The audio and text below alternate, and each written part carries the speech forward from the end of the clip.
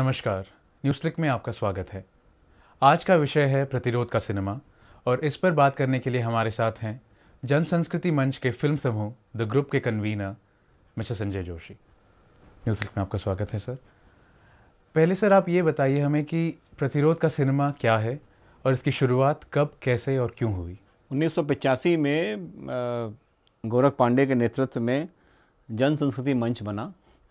उससे पहले हिंदी पट्टी में सांस्कृतिक संगठन लेखकों के थे दो, प्रगतिशील लेखक संघ और जनवादी लेखक संघ। जसम इस मायने में इन दो संगठनों से अलग था कि ये न सिर्फ लेखकों का संगठन था बल्कि इसमें संस्कृति की जो और विधाएं थीं, चाहे वो संगीत हो, चाहे वो नाटक हो और चाहे फिल्म हो, इन सब को जोड़ा गया था। इसी वजह से इसकी जो पहली एग्जीक्यूटिव थी उसमें गुरशरण सिंह थे नाटक के क्षेत्र से, भूपेन हजारिका थे गायन के क्षेत्र से और आनंद पटवर्धन थे सिनेमा के क्षेत्र से। जैसी गोरख पांडे की कल्पना थी उस तरीके से सिनेमा का एप्लीकेशन जन संस्कृति मंच में उस तरह से हुआ नहीं बहुत। और फिर बहुत बाद में 2006 में जब उत्तर प्रदेश की यूनिट ने अपना कामकाज बढ़ाने के हिसाब से सितंबर 2005 को इलाहाबाद में अपनी एग्जीक्यूटिव्स की एक मीटिंग बुलाई, तो उसमें मुझे भी इनवाइट किया गया था और मैं अपनी कुछ फिल्में दिखा चुका था, अपनी डॉक्यूमेंट्रीज़। तो जो वहाँ के सेक्रेटरी थे प्रणय कृष्ण, उन्होंने कहा कि आप क्या इनपुट देंगे। तो मैंने कहा कि हम लोगों को एक फ़िल्म फेस्टिवल शुरू करना चाहिए और सिनेमा को हमें इस्तेमाल करना चाहिए, क्योंकि एक ज़माने में प्रोग्रेसिव लोगों ने सिनेमा का अच्छा इस्तेमाल किया था, ख़ासतौर पर इप्टा के ज़माने में।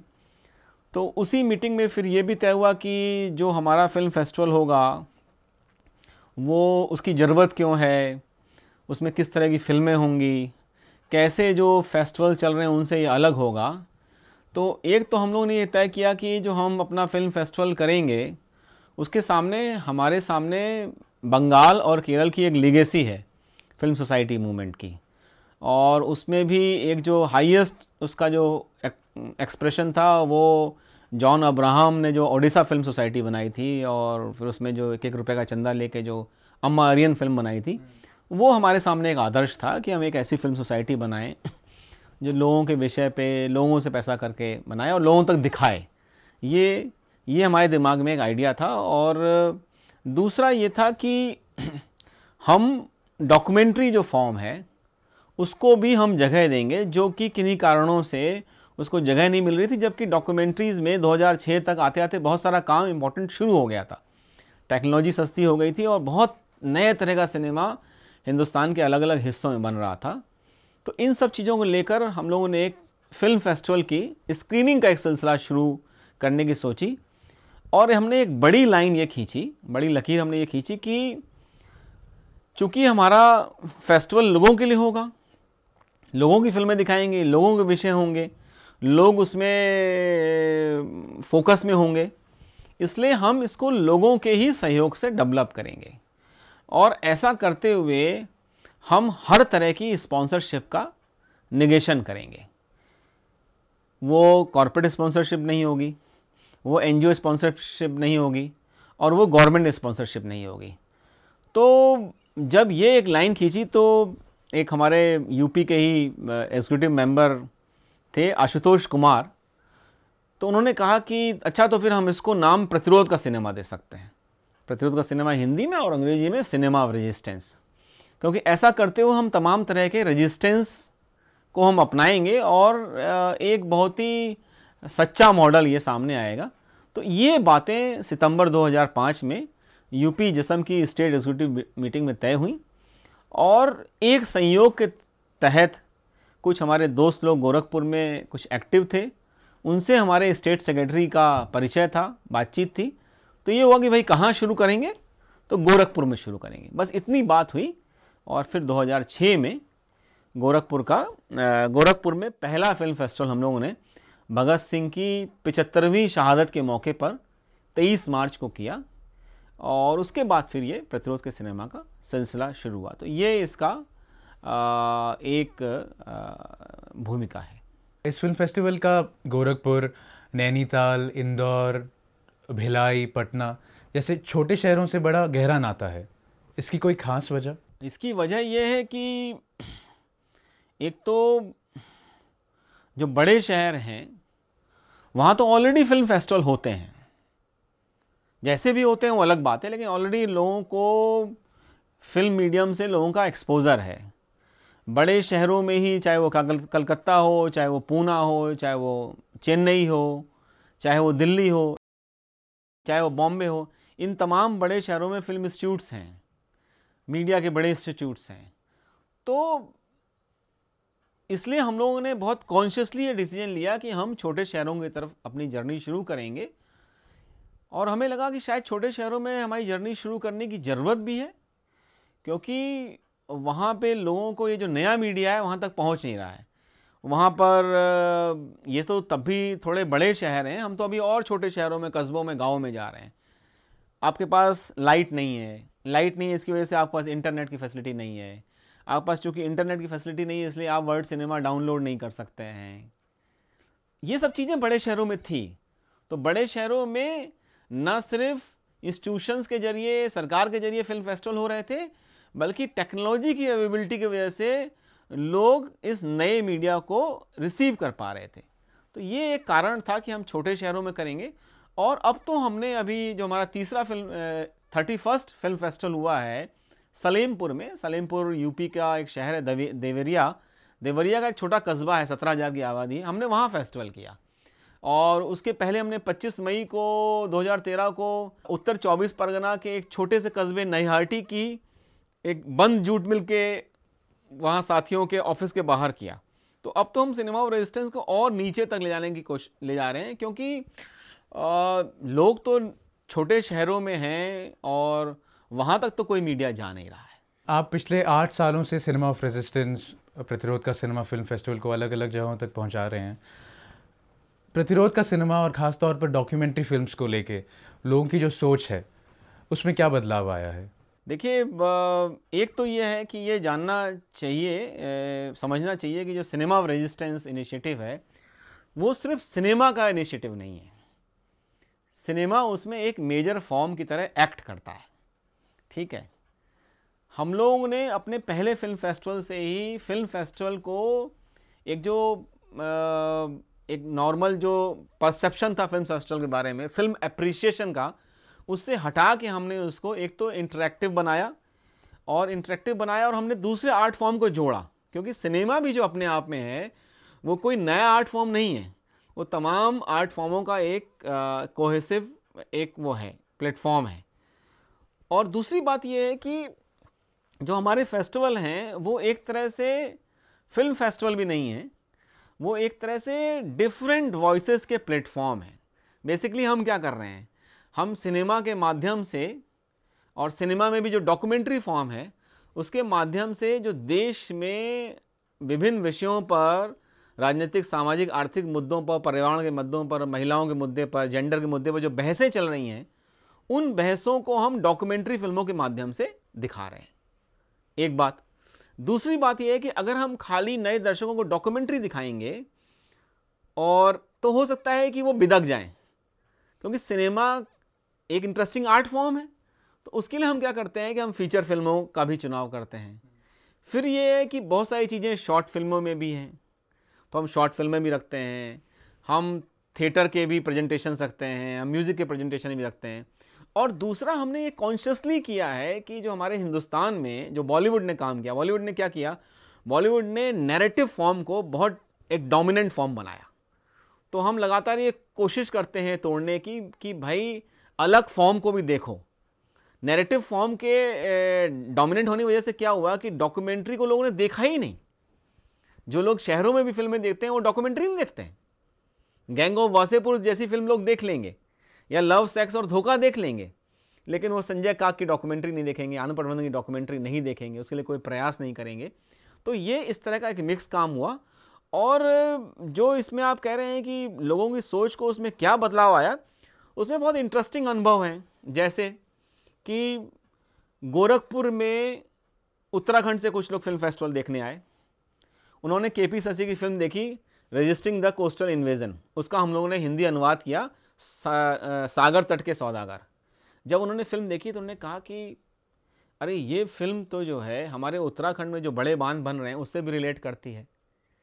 तो जब उन्होंने अपने यहाँ फेस्टिवल किया तो उन्होंने बड़े बांध की फिल्मों को या वैसी फिल्मों को रखना शुरू किया, या जब हम लोगों ने प्रोडक्शन की एक्टिविटी शुरू करी तो लोगों ने कहा कि यहाँ की जो लोकल इशू है जैपनीज़ इंकेफेलाइटिस बीमारी, इस पर भी आप फिल्म बनाइए।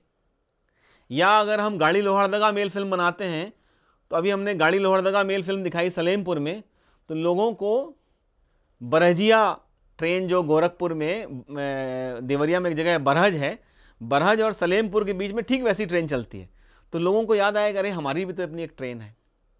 या हमने जब भिलाई में फेस्टिवल किया तो वहाँ के लोगों ने कहा कि भाई यहाँ सैनिटेशन वर्कर्स के बीच में हमारा काम है, तो आप इस थीम पर कोई फिल्म लाइएगा। तो मैंने फिर अमूधन आरपी की फिल्म पी को क्यूरेट किया, और मैंने खाली उसे क्यूरेट नहीं किया, मैंने उसका लाइव हिंदी अनुवाद भी किया, तो लोग उससे जुड़ पाए। या हमने क्या किया, पूना के लोग जो हैं, जो पूना में सफाई कामगार यूनियन है मुक्ता मनोहर के नेतृत्व में, उन लोगों ने कचरा व्यू करके गार्बेज ट्रैप करके एक फिल्म बनाई।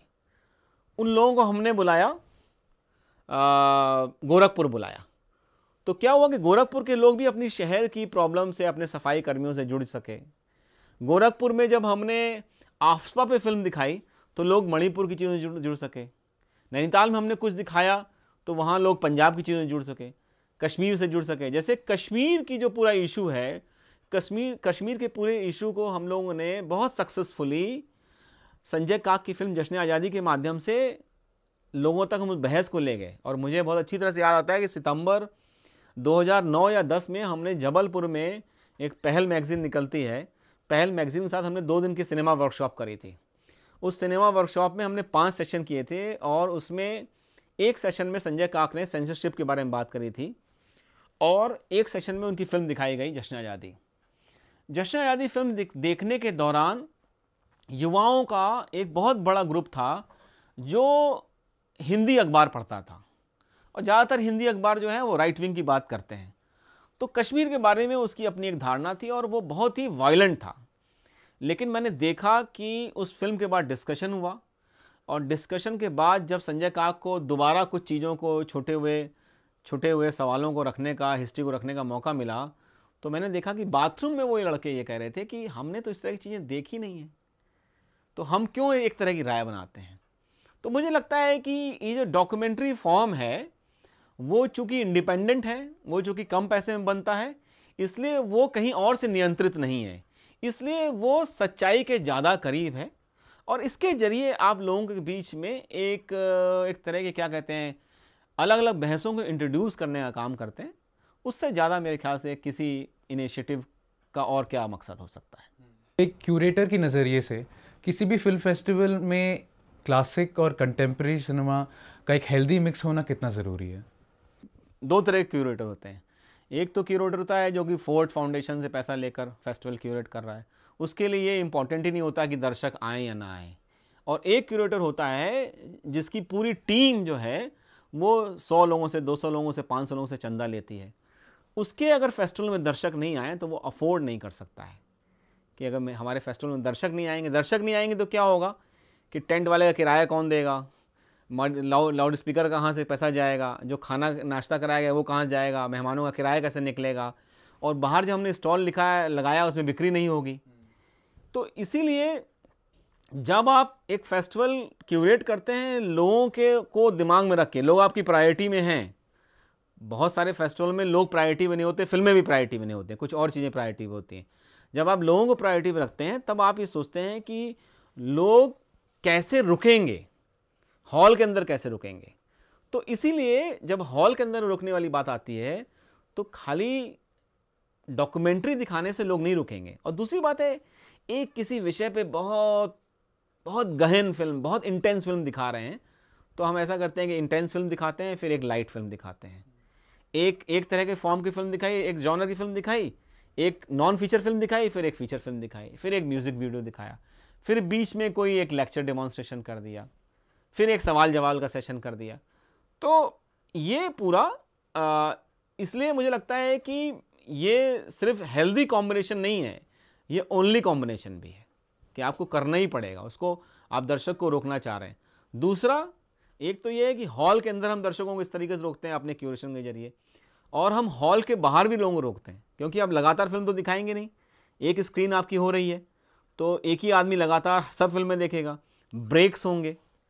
अब ब्रेक्स में वो बाहर ना चला जाए छटक के, वो खरीदारी करना ना चला जाए, तो हम बाहर स्टॉल लगाते हैं, हम एग्जीबिशंस लगाते हैं, हम वहाँ पे वॉल लगाते हैं, और हम लोगों के पानी के, चाय का तमाम इंतज़ाम करते हैं, और कोशिश करते हैं कि लोग एक जगह पर बातचीत करें, रुके रहें और अगली स्क्रीनिंग में फिर घुसें। हर किसी फिल्म फेस्टिवल में डॉक्यूमेंट्रीज़ की स्क्रीनिंग्स के साथ साथ जो डिस्कशन होता है स्क्रीनिंग के बाद, वो कितनी अहमियत रखता है? मुझे लगता है सबसे इम्पोर्टेंट वही है।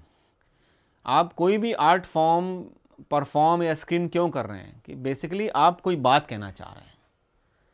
आपने अगर खाली स्क्रीनिंग कर दी, 5 लोग बैठे हैं, उन्होंने फिल्म देखी और घर चले गए, असली जर्नी तो शुरू होती है डिस्कशन में, क्योंकि जो डॉक्यूमेंट्री फिल्म मेकर है वो भी कोई पूर्ण सत्य नहीं कह रहा है।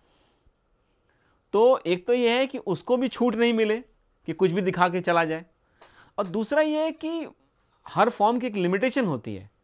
आप चाह कर भी, एक डॉक्यूमेंट्री की रिसोर्सेज की भी लिमिटेशन है, उसकी टाइम ड्यूरेशन भी है, आप बहुत सारी बातें, फॉर्म की भी लिमिटेशन है कि आप बहुत सारी बातें नहीं कह पाते हैं, बहुत सारे कॉन्टेक्स्ट आप छोड़ देते हैं, तो उसको समझाने के लिए फिल्म मेकर होता है। और कभी ऑडियंस का मिस इंटरप्रिटेशन को भी दूर करने की। बिल्कुल, और कई बार ऑडियंस भी फिल्म मेकर को ठीक करती है। ऐसा भी हुआ है कि कई बार ऑडियंस ने भी फिल्म मेकर को करेक्ट किया है और उसके डिविएशन को बताया है कि ये आपका यहाँ डिविएशन है, अब आगे आप कौन कौन से डिविएशन करेंगे। तो ये भी होता है ना। तो मुझे लगता है कि अब हम लोग ने धीरे धीरे अपने फेस्टिवल्स में फिल्मों की संख्या कम कर दी है, और हमने इंट्रैक्शन का टाइम बढ़ा दिया है, और हमने फिल्मों के इंट्रोडक्शन जो हैं, जिस फिल्म में फिल्म मेकर नहीं आता, क्योंकि हम अफोर्ड नहीं कर पाते लोगों को बुलाना ज़्यादा लोगों को, तो हम फिल्मों का लंबा इंट्रोडक्शन देते हैं, और अगर इम्पॉर्टेंट फिल्म है और देख रहे हैं कि लोगों को अच्छी आई, तो फिर लोगों को कहते हैं कि अच्छा अब इस पर कोई सवाल हो तो हम लोग बातचीत करें। इस तरह की इनफॉर्मल बातचीत, फिल्म मेकर नहीं है तो भी हम बातचीत कर सकते हैं। मुझे याद आता है कि आनंद पटवर्धन की फिल्म हमने दिखाई थी पहले गोरखपुर फिल्म फेस्टिवल में, वार एंड पीस, और हम लोगों ने 4 लोगों का पैनल बनाया था। एक उसमें से शहर के बड़े कवि थे, एक टीचर थे, एक उपन्यासकार थे, और एक आदमी कंडक्ट कर रहा था। तो जो कवि थे उन्होंने राष्ट्र के बारे में कुछ बोला, नेशन के बारे में। तो एक स्टूडेंट ने कहा कि सर मैं आपसे एग्री नहीं करता हूँ राष्ट्र के बारे में, आप जो ये कह रहे हैं ऐसा नहीं है इस फिल्म में, और ऐसा ना तो आनंद पटवर्धन कह रहे हैं ना ऐसा मैं मानता हूँ ऐसा। तो उनको मानना पड़ा, उन्होंने बोले कि हाँ भाई आप सही हैं, मैं गलत हूँ। तो ये भी एक इंटरेस्टिंग है। और दूसरी बात है कि छोटे शहरों में, उत्तर प्रदेश के शहरों में, बिहार में, तमाम शहरों में एक जो पूरा स्पेस है, वो स्पेस बहुत ही हायरार्किकल है। उसमें कुछ लोग आते हैं, भाषण देते हैं और चले जाते हैं। हम लोगों ने ब्रेक किया कि इंटरेक्शन होना चाहिए। उस पार्टिसिपेशन की वजह से भी लोग हमारे फेस्टिवल में ज़्यादा जुड़ते हैं। सर, मेरा आपसे आखिरी सवाल ये है कि ऐसी फिल्में और इन फिल्मों को लोगों तक पहुंचाने वाले फिल्म फेस्टिवल्स एक प्रगतिशील सांस्कृतिक आंदोलन के संदर्भ में कितने महत्वपूर्ण हैं? फिल्में और फिल्म फेस्टिवल और एलसीडी प्रोजेक्टर, छोटे कैमरे, उनसे बनी हुई चीज़ें बहुत इम्पॉर्टेंट है, क्योंकि जो आपका पोस्ट 90 का कल्चरल सिनेरियो है, उसमें क्या है, उसमें बिग सिनेमा आ रहा है, उसमें रिलायंस का सिनेमा आ रहा है, उसमें यूटीवी एक बड़ा प्लेयर बन रहा है, उसमें एकता कपूर, बालाजी टेलीफिल्म्स एक बड़ा प्लेयर बन रहा है। जगह जगह बिग कैपिटल मोनोपलाइज कर रहा है चीज़ों की। वो सिर्फ मिनरल्स को और माइंस को ही मोनोपलाइज नहीं कर रहा है, वो कल्चर को भी मोनोपलाइज कर रहा है। सारे अखबार एक तरह के हो गए हैं, सारी फिल्में एक फार्मूले में बन रही हैं। अगर मान लीजिए कि आपका माफिया वाला फार्मूला हिट होता है तो उसी भी फिल्में बन रही हैं। कोई नई डिस्ट्रीब्यूशन जो है, वो जो पुराना डिस्ट्रीब्यूशन का पैटर्न था वो हट गया है। अब डिस्ट्रीब्यूटर भी वहीं से डिसाइड हो रहा है। यूएफओ वगैरह आने से तो और ज़्यादा मोनोपलाइज हो गया। ऐसे समय में जो अलग तरह के इनिशिएटिव हैं, जो अलग तरह की वॉइसेस को मंच दें, वो बहुत इम्पॉर्टेंट है। और वो इसलिए संभव हुआ क्योंकि टेक्नोलॉजी चेंज हुई। मतलब 90s के बाद चीज़ें मोनोपलाइज भी होती हैं, कैपिटल मोनोपलाइज भी होता है, लेकिन टेक्नोलॉजी भी आती है जो उस कैपिटल की ज़रूरत है। सोनी कंपनी की या बिग कैपिटल की ज़रूरत है कि उनके कैमरे खरीदें, उनके एलसीडी प्रोजेक्टर खरीदें, लेकिन जो कल्चरल एक्टिविस्ट हैं वो इसका इस्तेमाल करते हैं इसको स्पेस को बढ़ाने में। इस संदर्भ में एक बहुत इंटरेस्टिंग इंटरव्यू है, जब 1969 में बहुत famous Argentinian documentary hour of the furnace Fernando Solanas की जब रिलीज़ हो रही थी, तो सोलानास से गोदार्ड रेडियो इंटरव्यू कर रहे थे और गोदार्ड उनसे बहुत सारी बातें पूछ रहे थे। तो एक समय के बाद सोलानास ने उनसे पूछा कि and what about you, can you manage to make films? तो गोदार्ड ने कहा नहीं, फिल्म तो मैं नहीं बना पा रहा हूँ, लेकिन मैंने इस साल जो है 4 फिल्म बनाई हैं वीडियो पर। और फिर गोदार्ड ने कहा कि मैं कैमरे का इस्तेमाल उसी तरह से करना चाहता हूँ जैसा वियतनामियों ने अमेरिका के ख़िलाफ़ साइकिल का किया।